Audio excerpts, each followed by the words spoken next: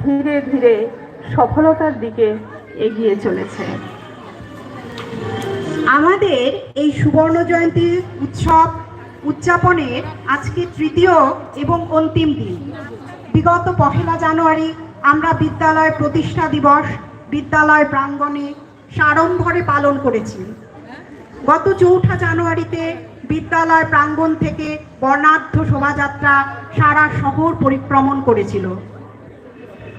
আজ এই মঞ্চে সাংস্কৃতিক অনুষ্ঠান থাকছে, ছাত্রীদের অনুষ্ঠান, থাকছে শিক্ষিকাদের নিজস্ব অনুষ্ঠান, থাকছে আমন্ত্রিত নৃত্যশিল্পীদের অনুষ্ঠান, থাকছে মূকাভিনয়, সাথে উত্তরবঙ্গের মাটির গান ভাওয়াইয়া সঙ্গীত এবং দর্শকদের মন মাতানোর জন্য বহিরাগত শিল্পী মেঘনা সিংহ রায় থাকছেন।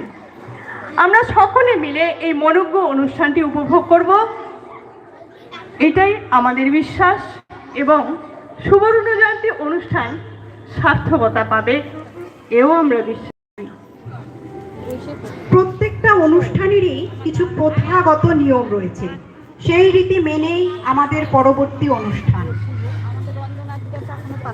যাদের ডাকে সাড়া দিয়ে আপনারা এখানে উপস্থিত হয়েছেন, যারা এই সুবর্ণ জয়ন্তী অনুষ্ঠানের কাণ্ডারি, প্রথমেই মঞ্চ